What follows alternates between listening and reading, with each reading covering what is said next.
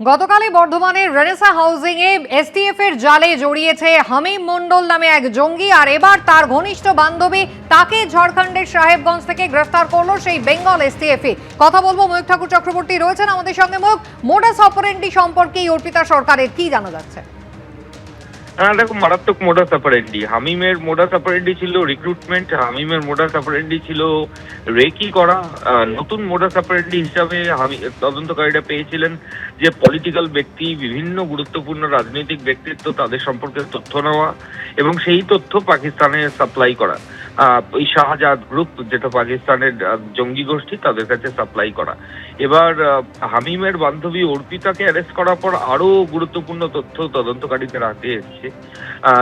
STF সূত্রে খবর, অর্পিতার কাজ মূলত ছিল যে হানি ট্র্যাপ করে লোকজনকে অপহরণ করা, অ্যাবডাকশন করা। এবং এখন তদন্তকারী আধিকারিকরা যেটা জানবেন যে এই অ্যাসাইনমেন্ট তাকে তো পাকিস্তান থেকে দেওয়া হতো যে হানি ট্র্যাপ করে যাতে লোকজনকে অপহরণ করা যায়, এবং তার পরবর্তী ক্ষেত্রে এই জঙ্গি গোষ্ঠী যেরকম ইনস্ট্রাকশন দেবে সেইভাবে তারা পুরো বিষয়টাকে এগিয়ে নিয়ে যাবেন। সেক্ষেত্রে এই অর্পিতা বা তার অ্যাসোসিয়েটরা কি এই ক্রাইম আগে কখনো কমিট করেছে? যদি ক্রাইম কমিট না করে থাকে তাহলে তাদের তালিকায় বা লিস্টে কারা কারা ছিল, কাদেরকে হানি ট্র্যাপ করার পরিকল্পনা ছিল। কারণ এর আগেও আমরা বিভিন্ন সময় দেখেছি যে এই জঙ্গি গোষ্ঠীরা তারা কিন্তু হানি ট্র্যাপ করে কাউকে অ্যাবডাকশন করা, এর মধ্যে নতুনত্ব কিছু নেই। এর আগে একাধিক জঙ্গি গোষ্ঠী বিভিন্ন সময় বিভিন্ন বিউরোক্র্যাটস থেকে শুরু করে রাজনৈতিক ব্যক্তিত্ব তাদেরকে হানি ট্র্যাপের মাধ্যমে ইনডিউস করে তাদেরকে অপহরণ করেছেন, বা দেশের বা বিভিন্ন গুরুত্বপূর্ণ ন্যাশনাল সিকিউরিটি সম্পর্কিত ইনফরমেশন হানি ট্র্যাপের মাধ্যমে তার কাছ থেকে নিয়ে জঙ্গি গোষ্ঠীকে সাপ্লাই করেছে। এই মোডাস অপারেন্ডিতে বিভিন্ন সময়ে দেখা গেছে, বিভিন্ন ওয়েব সিরিজেও এই একই ধরনের সিকোয়েন্সও দেখা গেছে। এবার খোদ আমাদের রাজ্যে এই মোডাস অপারেন্ডিতে কাজ করার অ্যাসাইনমেন্ট পেয়ে অর্পিতা সরকার সে অ্যারেস্ট হয়ে গেল। ঝাড়খণ্ডের সাহেবগঞ্জ থেকে অর্পিতা অ্যারেস্ট হলো। এখন তদন্তকারীদের কাছে যেটা সবচেয়ে বড় প্রশ্ন, আমি যেটা বলছিলাম যে অর্পিতা এই হানি ট্র্যাপ কাউকে করেছে কিনা, আর যদি না করে থাকে তাহলে ওর তালিকায় কারা কারা ছিল বা কাদেরকে হানি ট্র্যাপ করার অ্যাসাইনমেন্ট পাকিস্তান থেকে অর্পিতার কাছে এসেছিল। এবং তদন্তকারী আধিকারিকরা আরো যেটা মনে করছেন যে এই গোটা চক্রের সঙ্গে, মডিউলের সঙ্গে আরো বেশ কয়েকজন ইনভলভ থাকতে পারে। ঠিক সেই কারণেই তাদেরকে খুঁজে বার করা খুব দরকার। অর্পিতাকেও আজকে ফুল টার্ম পুলিশ কাস্টাডির জন্য এসটিএফ এর তরফ থেকে আবেদন জানানো হবে, এবং তারপর কাস্টাডি থেকে নিজেদের হেফাজতে নেওয়ার পর তদন্তকারীরা আরো যে সমস্ত আনঅ্যান্সার্ড কোয়েশ্চেন রয়েছে সেগুলোর উত্তর খোঁজার চেষ্টা করবেন। ধন্যবাদ। ইতিমধ্যেই আপনাদের যেমনটা জানালাম, এই অর্পিতার সরকার অর্থাৎ এই হামিম মন্ডল জঙ্গি গতকাল তাকে গ্রেফতার করা হয়েছে। তার বান্ধবীকে ঝাড়খণ্ডের সাহেবগঞ্জ থেকে গ্রেফতার করেছে বেঙ্গল এসটিএফ। তাকে ইতিমধ্যেই বর্ধমান থানায় নিয়ে আসা হয়েছে। সরাসরি আপনাদের থানায় নিয়ে যাব। কমল কৃষ্ণ দে আমাদের প্রতিনিধি রয়েছেন আমাদের সঙ্গে। কমল, এখনো পর্যন্ত কি কি খবর পাচ্ছ? অর্পিতা সরকারকে বেঙ্গল এসটিএফ নিয়ে এসেছে থানায়। একদমই, আমরা এখন দাঁড়িয়ে আছি বর্ধমান থানাতে, এবং এই বর্ধমান থানাতেই আজকে ভোরবেলাতে তাকে অর্পিতা সরকারকে গ্রেপ্তার করার পর নিয়ে আসা হয়েছে, এবং আজকেই তাকে বর্ধমান আদালতে তোলা হবে। এবং তুমি জানো যে এই যে জঙ্গি সন্দেহ হচ্ছে হামিম মণ্ডলকে গ্রেপ্তার করে, এবং হামিম মণ্ডলকে গ্রেপ্তার করার পর এসটিএফ তাকে কিন্তু কালকে দীর্ঘক্ষণ জিজ্ঞাসাবাদ করে, কারণ 5 থেকে 6 ঘন্টা জিজ্ঞাসাবাদ করে, এবং তারপরে কিন্তু এই অর্পিতার নাম উঠে আসে, এবং তারপরই ঝাড়খণ্ড থেকে অর্পিতাকে গ্রেপ্তার করা হয়, এবং তারপর আজকে সকালবেলাতে বর্ধমান থানায় নিয়ে আসা হয়েছে, এবং আজকে তাকে আদালতে পেশ করা হবে। এবং তুমি জানো যে হামিম মূলত হামিমের যে মোবাইল, সেই মোবাইল থেকে একটি বিশেষ অ্যাপ পাওয়া গেছে। এখনও যেটুকু আমরা জানতে পারছি, সেই বিশেষ অ্যাপের মাধ্যম দিয়ে তারা সে যেমন চ্যাট করতো, এবং পাশাপাশি বিভিন্ন অডিও ক্লিপিংস পাঠাতো, এবং সেই চ্যাট কিন্তু পাক যে জঙ্গি সংগঠন, সেই পাক জঙ্গি সংগঠনের কাছে পৌঁছে দেওয়া হতো, এবং তাদের অডিও ক্লিপস এবং চ্যাটও সেই জঙ্গি সংগঠনের কাছে মাধ্যম দিয়ে করতো। এবং এইখান থেকে পাক যেটুকু জানতে পারা যাচ্ছে, পাক জঙ্গি সংগঠন যেরকমভাবে তাকে ইনস্ট্রাকশন দিত, অর্থাৎ অ্যাসাইনমেন্ট দিত, মূলত যে সমস্ত মন্ত্রিত্বে যারা আছেন বা বড় বড় রাজনৈতিক প্রোফাইল, এছাড়া দেশের ন্যাশনাল সিকিউরিটি ল্যাক সংক্রান্ত যে সমস্ত তথ্য, সেই সমস্ত তথ্য হামিমের কাছে জানতে চাওয়া হতো। হামিম সেই সমস্ত তথ্য কিন্তু তার সেই আননোন অ্যাপসের মাধ্যম দিয়ে কিন্তু জঙ্গি সংগঠনের কাছে পাঠাতো, এবং পাশাপাশি তার কাছ থেকে এই অর্পিতার নামটা আসে, এবং অর্পিতা হচ্ছে হামিমের বান্ধবী, এবং এই এই হামিম সে হচ্ছে অর্পিতাকে কাজে লাগিয়ে অর্থাৎ হানি ট্যাপের মাধ্যম দিয়ে বিভিন্ন ব্যক্তিত্বের সাথে পরিচয় করাতো এবং তারপর তাদের মাধ্যম দিয়ে বিভিন্ন তথ্য সেগুলোকে সংগ্রহ করতো এবং এই কার কার সাথে যোগাযোগ করেছে বা আদৌ কতটা যোগাযোগ করেছে এই সংক্রান্ত বিষয়গুলো জানার জন্যই কিন্তু আজকে আরও ডিটেলস তারা কীভাবে করতো সেগুলো জানার জন্যই কিন্তু আজকে অর্পিতাকে বর্ধমান আদালতে তোলা হবে এবং পুলিশে হেফাজতের জন্য আবেদন জানানো হবে। এবং মূলত তুমি জানো যে যেটুকু আমরা সূত্র মারফত জানতে পেরেছি যে হামিম মূলত এখানে রিক্রুটমেন্টের কাজ করতো, বিভিন্ন রাজনৈতিক ব্যক্তিত্বের হচ্ছে তথ্য সংগ্রহ করতো এবং তাদের যে সমস্ত সিকিউরিটি ল্যাক, এই সিকিউরিটি ল্যাকগুলো কিন্তু সে সংগ্রহ করতো এবং পাক জঙ্গি গোষ্ঠীর কাছে পাঠাতো এবং এই কাজেই মূলত ব্যবহার করা হতো হানি ট্যাপ করার জন্য কিন্তু অর্পিতাকে। এবং এই তথ্য আসার পরে কিন্তু এসটিএফ অর্পিতাকে ঝাড়খণ্ড থেকে গ্রেপ্তার করে এবং আজকে তাকে বর্ধমান থানায় বর্তমানে নিয়ে আসা হয়েছে এবং তারপর আজকে তাকে বর্ধমান আদালতে পেশ করা হবে। তুমি আমাদের সঙ্গে থাকো। আমাদের প্রতিনিধির কথা আপনারা শুনলেন যে একেবারে হামিম মণ্ডল গতকাল তাকে গ্রেফতার করা হয়েছিল। তার কিন্তু প্রাথমিক কাজ ছিল যে হাই প্রোফাইল যারা রাজনৈতিক ব্যক্তিত্ব রয়েছেন রেকি করা, তাদের ব্যাপারে খোঁজ খবর নেওয়া, তাদের লোকেশন ট্র্যাক করা, ফোন একেবারে কন্ট্যাক্ট লিস্ট তার কাছ থেকে পাওয়া গিয়েছে। আর এবার তার ঘনিষ্ঠ বান্ধবী একেবারে নজিরবিহীন ভাবে তাকে কিন্তু একটা আলাদা অ্যাসাইনমেন্টই দেওয়া হয়েছিল পাকিস্তানের থেকে আইএসআই মারফত। সে কিন্তু খবরাখবর পেত, সোশ্যাল মিডিয়া প্ল্যাটফর্মকে এরা ব্যাপকভাবে ব্যবহার করতো, দুজনেই বিভিন্ন রকমের অ্যাপ তারা ব্যবহার করত এবং এই অর্পিতা সরকারকে ইনস্ট্রাকশনই দেওয়া হতো একেবারে মধুচক্রের মাধ্যমে অপহরণ করে এই বিশিষ্ট লোকেদের সে তার অ্যাসাইনমেন্ট পূরণ করবে। সেক্ষেত্রে এখনো পর্যন্ত তার সেই অ্যাসাইনমেন্ট সে পূরণ করতে পেরেছিল কিনা বেঙ্গল এসটিএফ জানার জন্য কিন্তু ইতিমধ্যেই জিজ্ঞাসাবাদ শুরু করেছে। বর্ধমান থানায় নিয়ে আসা হয়েছে অর্পিতা সরকারকে। যে অ্যাসাইনমেন্ট হামিম মণ্ডলকে দেওয়া হয়েছিল যে খোদ মুখ্যমন্ত্রীকে ফলো করা হবে, ধৃত জঙ্গির কাছ থেকে উদ্ধার হয়েছে শুভেন্দু অধিকারীর লোকেশন সংক্রান্ত তথ্য, এমনটাই খবর এসটিএফ সূত্রে। 3 মাস আগে থেকে জানতাম, ভারত সরকারের সিক্রেট সার্ভিস আমাদের অ্যালার্ট করেছিল, জানালেন মুখ্যমন্ত্রীর বাবা শিশির অধিকারী। বর্ধমান শহরের আবাসন থেকে এসটিএফ এর জালে জঙ্গি হামিম মণ্ডল। এসটিএফ সূত্রে দাবি এই হামিম মণ্ডল পাকিস্তান থেকে অপারেট করা জঙ্গি শাহজাদ ভাটের গ্রুপের সদস্য। পাকিস্তানের গুপ্তচর সংস্থা আইএসআই এর সঙ্গেও তার যোগাযোগ রয়েছে। এসটিএফ সূত্রে দাবি খোদ মুখ্যমন্ত্রীকে ফলো করার নির্দেশ দেওয়া হয়েছিল এই কুখ্যাত জঙ্গিকে। এসটিএফ সূত্রে আরও দাবি ধৃত জঙ্গির কাছ থেকে উদ্ধার হয়েছে মুখ্যমন্ত্রী শুভেন্দু অধিকারীর লোকেশন সংক্রান্ত তথ্য। গোয়েন্দারা জানিয়েছেন দুবাইয়ে পাক গুপ্তচর সংস্থা আইএসআই এর সদস্যকে মেসেজ করে এই হামিম মণ্ডল জানতে চেয়েছিল মুখ্যমন্ত্রীর মুভমেন্ট ফলো করবে কিনা, কিন্তু সেই মেসেজের সূত্র ধরে হামিমের হদিশ পেয়ে যায় এসটিএফ। ইনিশিয়ালি এটা নিয়ে আমার অন্তত কিছু বলা উচিত নয়, এটা এসটিএফ ডিটেলসে বলবে।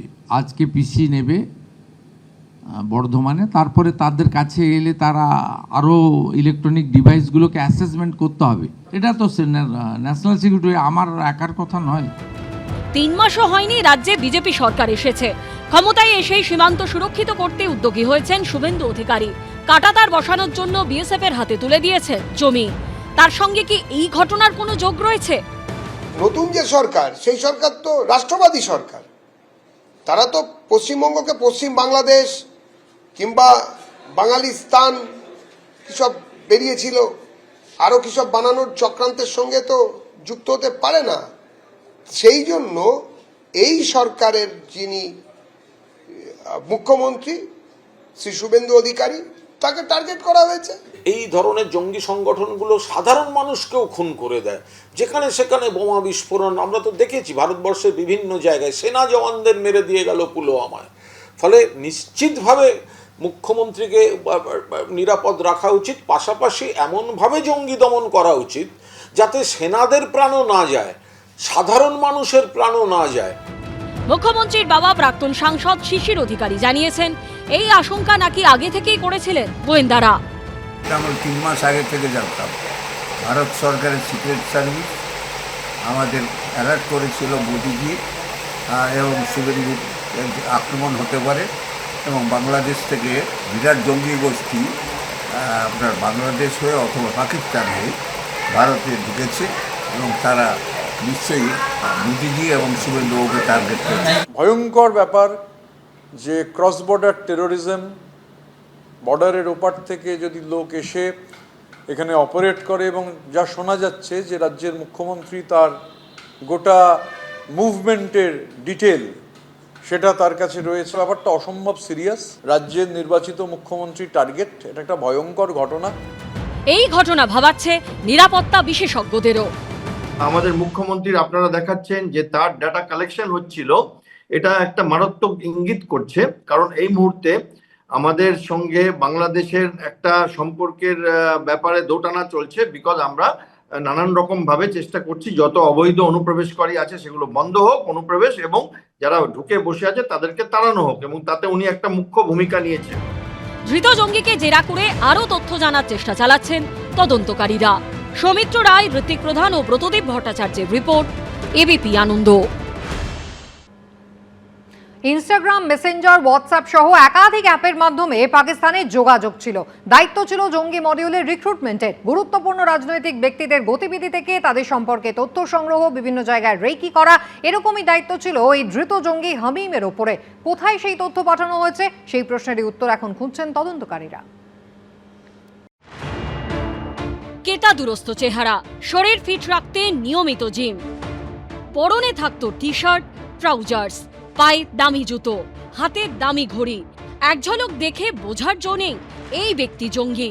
কখনো পরিচয় দিত আইটি কর্মী হিসেবে, কখনো অধ্যাপক হিসেবে, কিন্তু এসটিএফ গ্রেপ্তার করার পর জানা গেল এই শামীম মণ্ডল আসলে কুখ্যাত জঙ্গি।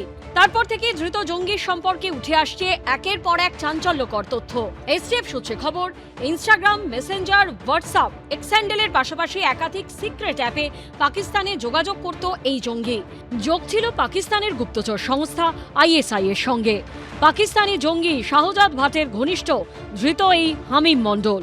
হতে পারে কাঠমান্ডু ভায়া কাঠমান্ডু, হতে পারে ভায়া বাংলাদেশ, হতে পারে via Dubai and all those things. ও কিন্তু এখান থেকে করবে না। সোশ্যাল মিডিয়াটা কিভাবে ব্যবহার করে বা কমিউনিকেট কিভাবে, প্রত্যেকের কোড আছে, তোমার রয়েছে, সেইভাবে তারা করে। আর সেকেন্ডলি যেটা, এই যে বর্ধমানের এখানে তো কমিউনিকেট করার দরকার নেই যদি তার বাড়ির পাশের লোকেরাও হয়ে থাকে। এখানে আমাদের দেখতে হবে যে খালি আজকে মণ্ডল এসছে বলে আমরা খুব করছি তা নয়।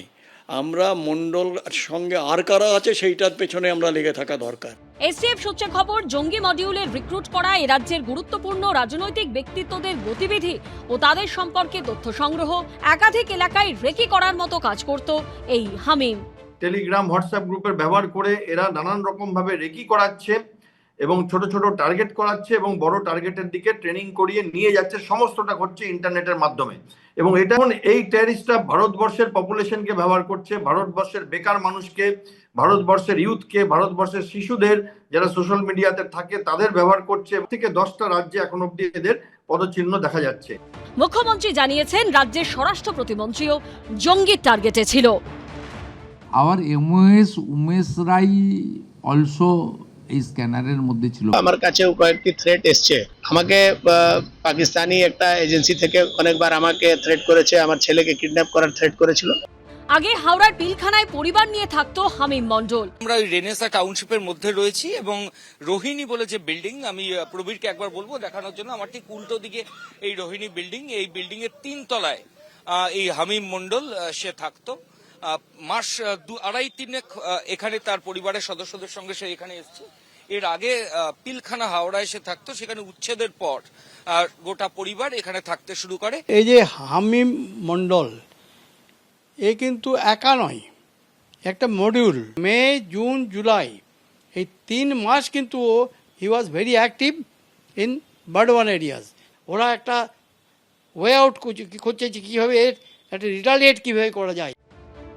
ধৃত হামিম মণ্ডলের আদি বাড়ি পূর্ব বর্ধমানের মন্তেশ্বরে, সেখানকার ভোটারও সে। ও যদি ওরকমই হয়, যদি সেরকম যুক্তি প্রমাণ পেয়েই থাকে সরকার, গুলি করে মেরে দেন, আমরা কেউ দেখতে যাবো না। ওই পিলখানা বেল থেকেই ছেলেটা খারাপ হয়ে গেছে। আমরা বারবার বলি যে এখানে উঠতে চলে আসতে। ধৃত হামিম মণ্ডল সম্পর্কে যেসব তথ্য এখনো পর্যন্ত উঠে আসছে তা পুলিশ ও গোয়েন্দাদের কপালে চিন্তার ভাঁজ ফেলতে যথেষ্ট। ধৃত জঙ্গির রেডারে আর কে কে ছিলেন, কাদের ব্যাপারে তথ্য সংগ্রহ করছিল ধৃত জঙ্গি হামিম মণ্ডল, কোন কোন জায়গায় সে রেকি করেছে, সেসব তথ্য কাদের পাঠানো হয়েছে, বড় কোনো নাশকতার ছক কষা চলছিল। ধৃত জঙ্গি হামিম মণ্ডলকে জেরা করে এখন সেই তথ্যই পেতে চাইছেন তদন্তকারীরা। ময়ূখ ঠাকুর চক্রবর্তী, ঐশী মুখোপাধ্যায় ও ঝিলম করঞ্জায়ের রিপোর্ট, এবিপি আনন্দ। বর্ধমান শহর লাগোয়া রেনেসা টাউনশিপ থেকে এসটিএফ এর জালে ধরা পড়েছে কুখ্যাত জঙ্গি হামিম মণ্ডল। আর তা জানার পরে রীতিমতো ভয়ে কাঁটা টাউনশিপের বাসিন্দাদের একাংশ। কেউ আবার খবর শোনা মাত্রই আকাশ থেকে পড়েছেন, কারো মুখে আবার শোনা গেছে নিরাপত্তাহীনতার কথা। রীতিমতো আতঙ্কে ভুগছি। পাকিস্তানের জঙ্গি সংগঠন আইএসআই, সাজ্জাদ গ্রুপ, যারা পুলওয়ামা অ্যাটাকের সঙ্গে যুক্ত, আপনাদের এই কমপ্লেক্সে এসে থাকছে, কি বলবেন বিষয়টা কতটা ভয়ের? ভীষণ ভয়ের। কেউ ভয়ে কাটা, কেউ বিশ্বাসই করতে পারছেন না, ভাবতেই পারছেন না তাদের আবাসনেই এতদিন ঘাঁটি গেড়েছিল এক জঙ্গি। এই হলো বর্ধমান শহরে ঢোকার মুখে অভিজাত রেনেসা টাউনশিপ। এখানেই 9 নম্বর রোহিণী ব্লকে 3 তলার RH9/2B নম্বর ফ্ল্যাটে ভাড়া থাকত কুখ্যাত জঙ্গি হামিম মণ্ডল। বর্ধমানের অভিজাত রেনেসা টাউনশিপের ভেতর থেকে 24 বছর বয়সী যুবক হামিম মণ্ডলকে গ্রেফতার করল বেঙ্গল এসটিএফ। তার বিরুদ্ধে অভিযোগ যে পাকিস্তানের যে জঙ্গি সংগঠন আইএসআই এবং আরো যে জঙ্গি সংগঠনগুলো রয়েছে সেগুলোর সঙ্গে তথ্য আদান প্রদান করত এই যুবক। এই মুহূর্তে আমরা রেনেসা টাউনশিপের মধ্যে রয়েছি। আমার সামনে যে টাওয়ার, যে বিল্ডিং আমরা দেখাচ্ছি, 9 নম্বর বিল্ডিং, এই বিল্ডিং এর মধ্যেই থাকতেন হামিম মণ্ডল। বাবা মাকে নিয়ে থাকতেন। মাস 3 আগে ফ্যামিলি মেম্বার্সদের নিয়ে বর্ধমানের এই অভিজাত এরিয়াতে তারা থাকতে শুরু করেন। ফ্ল্যাট নাম্বার RH9/2B, যে ফ্ল্যাটের সামনে আমরা দাঁড়িয়ে রয়েছি, 3 মাস আগে এই ফ্ল্যাট ভাড়া নিয়ে হামিম মণ্ডল এবং তার পরিবারের সদস্যরা এখানে থাকতো। এই ছেলেটি বাড়ি থেকে বেরোতো, কখনো কখনো বেরোতে দেখেছি। মুভমেন্ট দেখে আপনার অ্যাকচুয়ালি কিছু বোঝা যায় না, তেমন অত ফেস দেখেও বোঝা যায়নি, সিম্পলি লাগতো। ভিতরে ভিতরে কি করছিল আমরা তো জানি না। বিল্ডিং এর সামনে 1-2 বার বাইক নিয়ে যেতে দেখেছি কোথাও বাইরের দিকে, কখনো মাকে নিয়ে বসিয়ে গেছে, নিজে গেছে, তো আমরা তো শকড। ধৃত জঙ্গি হামিম মণ্ডলকে ভাড়া বাড়ি পেতে সাহায্য করেছিলেন স্থানীয় এক ব্যক্তি। ভাড়াটা আমি দেখে দিয়েছিলাম, মাস 3 হবে। উনি বলে আমার দাদা থেকে শিফট করবে। আবাসন মানেই সুরক্ষিত, এই ভেবেই সকলে সেখানে থাকতে আসে। কিন্তু সেখানেই কিনা ছিল এক জঙ্গি, ভেবেই ভয়ে শিউরে উঠছেন আবাসিকরা। খাগড়াগড়ের ইনসিডেন্ট, সেখানেও দেখেছিলাম সেই ভাড়া, এখানেও জঙ্গি যোগ। তো স্থায়ী বাসিন্দারা এটা করতে পারে না, এটা ভাড়া ছাড়া হতে পারে না। রীতিমতো আতঙ্কে ভুগছি। এই ঘটনার পর ঘর ভাড়া দেওয়ার নিয়ম কানুন নিয়ে সরব হয়েছেন আবাসিকরা। এই রেন্ট নিয়ে কিন্তু আমাদের সমস্যা বরাবরই। বিভিন্ন ভাড়া আছে, এবার কি ধরনের মানুষকে ভাড়া রাখে, আমরাও আমাদের ওখানেও ভাড়া থাকে, কিন্তু আমরা বারবারই কর্তৃপক্ষকে বলি আমরা যে ডকুমেন্টস ছাড়া ভাড়া মানে দেওয়া যাবে না। স্থানীয় বাসিন্দাদের একাংশের দাবি, চুরি, শুটআউটের মতো ঘটনা ঘটায় রেনেসা টাউনশিপে ঢোকার মুখে একটি পুলিশ ক্যাম্প করা হয়েছিল। সেই ক্যাম্পের অবস্থা এখন বেহাল। কয়েক বছর আগে এই রেনেসা উপনগরীতে ঘটা করে তৈরি করা হয়েছিল পুলিশ ক্যাম্প, কিন্তু স্থানীয় মানুষজন যেটা বলছেন যে এই পুলিশ ক্যাম্প আজকে জঙ্গলে ভর্তি। আজ থেকে 1 বছর আগেও এখানে ক্যাম্পে পুলিশ কর্মীরা থাকতেন, কিন্তু এখন কার্যত সমস্ত কিছুই পড়ে আছে, গোটা প্রেমিসেস জঙ্গলে ভর্তি হয়ে উঠেছে। এখানে আমাদের ডিআইজি আছে, এসপি আছে, অনেকে আছে, কিন্তু তারা থাকার পরেও এখানে আমরা নিরাপত্তাহীনতায় ভুগছি। এখানে কেউ কিছু চেক করে না যে কে আসছে কে যাচ্ছে, কোনো সিকিউরিটি গার্ডরা কোনো গাড়ি নাম্বার চেক করা বা কিছু করে না। নিরাপত্তার খোঁজে যেখানে আসা, আপাতত সেখানকার বাসিন্দাদের গ্রাস করেছে নিরাপত্তাহীনতা। ময়ূর ঠাকুর চক্রবর্তী ও কমল কৃষ্ণদের রিপোর্ট, এবিপি আনন্দ। এবিপি আনন্দ, এগিয়ে থাকে, এগিয়ে রাখে।